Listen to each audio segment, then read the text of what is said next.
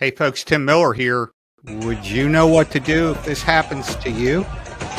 A woman is stopped by a mob as they're attacking her car. She doesn't know what to do, obviously. She gets out and starts trying to reason with the mob. Hey, what are you doing? Please stop. Obviously, they're not having any of it. The bottom line is, folks, if these folks had been more aggressive or she fit a target for the mob, she could have lost her life. She could have been beaten. We're seeing that's all across the country. So the question is, would you know what to do? Would you know how to respond, especially if your family's in the car? Well, let's think about what mobs are first. They're huge numbers of people that are really angry. Folks, it's happening so often. Right now, we're in the middle of the Palestinian protest. Do you think if you drove into one of their protests and happened to not look right, that they may be aggressive towards you? You see, these mobs are often comprised of young people. They're often driven by hatred, and violence is right at the top. Often, they're not afraid of the police, not afraid of the judges or any repercussions. They'll quickly move into a violent situation if others initiate the violence. So pretty soon you've heard the mob action. You see, mob violence in the U.S. has been going on for the last several years, and it's increasing, and it's very concerning. We saw it with Antifa and BLM. We're seeing it more and more often now with climate activists blocking roads. We're also seeing it with right-wing extremist groups. People are angry, and you don't want to be in the middle of it. So let's talk about what can we do to make sure you do know what to do. First off, common sense, folks. We don't go near any of these areas. We avoid them at all costs. Well, Tim, how do you know if you're doing it? Well, if you've got apps on your phone, Waze and some of the Apple Maps and all the things that we use every day, they'll show you when a road's blocked. So you need to have that up. You also need to be listening to news. Folks, if you're in a city, I'm telling you, I'm warning you, you need to expect more of this. In my lifetime, I've never seen more angry people willing to go out and destroy things to make their point. And that's really what is happening with a lot of these mobs.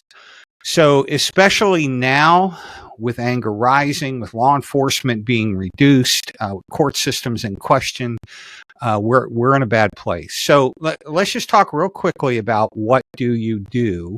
Well, folks, let's say that you're not paying attention, and the first time you figure it out is when you're looking up.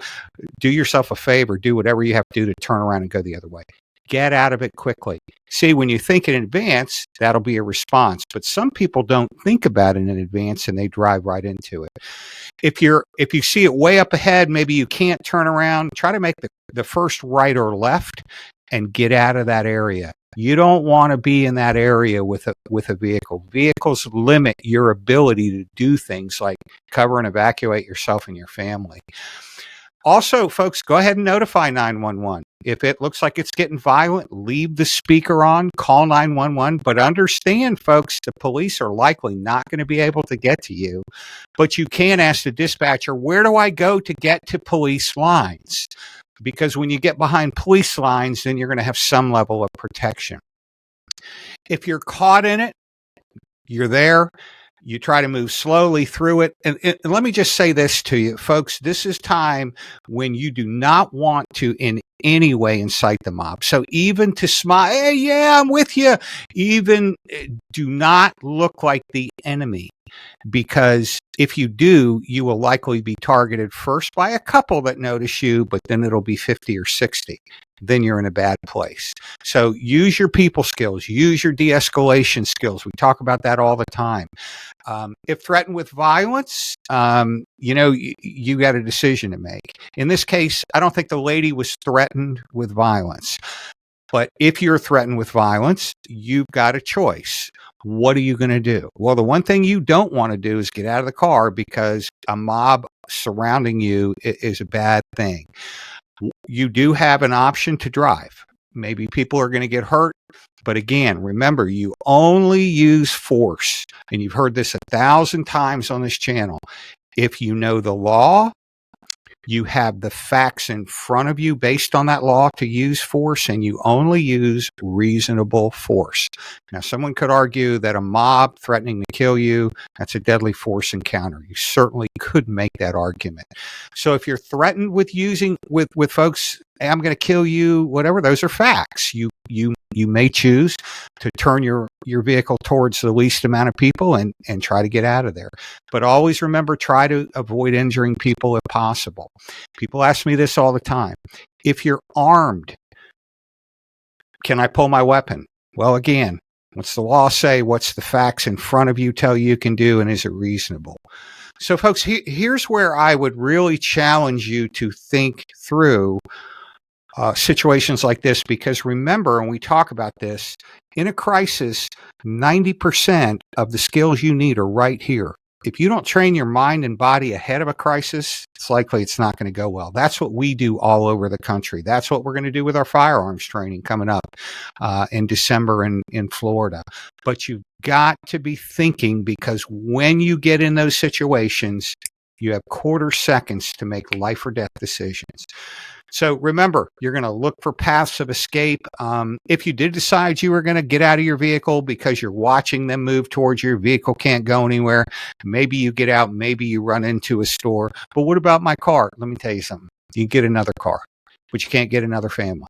So make sure that you're thinking through it. If you've got to bail out, bail out. But understand too that in situations like this, where the mobs are heavy and thick, you could be in for a serious challenge until you're able to get out of that area, and that's the biggest takeaway. So, folks, I hope this is helpful. Please, we're doing this so that people that haven't thought about these situations aren't caught by surprise and not know what to do. So if we're helping you, if it's helpful for you to have this information, please like, share, subscribe. I know that, the channel itself is kind of being held back because, I am obviously very pro-police, and I support those folks that are willing to lay down their life to save us. So I'm not going to back up from that. That's what I'm called to do. So I hope this is helpful. Please think about this. Think about this video. What would I do if? What would my plan be? And then begin every day to ask yourselves those questions. So, folks, it's getting a little crazy, but we're going to be okay. We're going to be skilled and trained. So hope God blesses you. Stay safe out there, and we'll see you next time.